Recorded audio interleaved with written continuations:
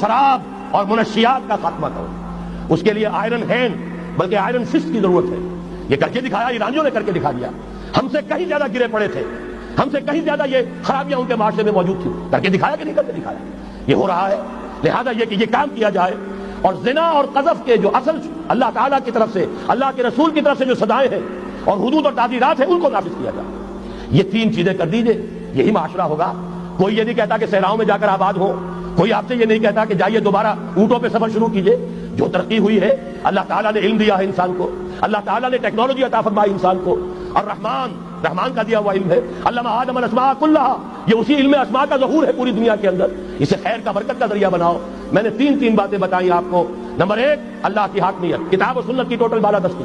Number 3، اور غیر مسلموں کو قانون سازی میں شریک نہیں کیا جاتا۔ وہ پروٹیکٹڈ مائنورٹی، ان کی جان مال عزت و آبرو کی حفاظت کا ذمہ ہے، مذہبی آزادی کا ذمہ ہے، لیکن وہ ہماری قانون سازی میں، اعلیٰ ترین سطح کی پالیسی سازی میں شریک نہیں ہو سکتے۔ نمبر 2، یہی سارا نظام، یہی سرمایہ کارانہ نظام، سرمایہ دارانہ نظام کو 3 چیزیں نکال دیں گے، وہ سرمایہ دارانہ نہیں رہے گا، سرمایہ کارانہ ہو جائے گا۔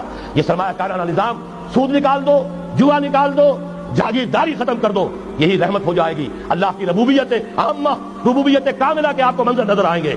جاگیرداری کا خاتمہ کر دیجئے۔ اسی طریقے سے بے حجابی، فحاشی، عریانی۔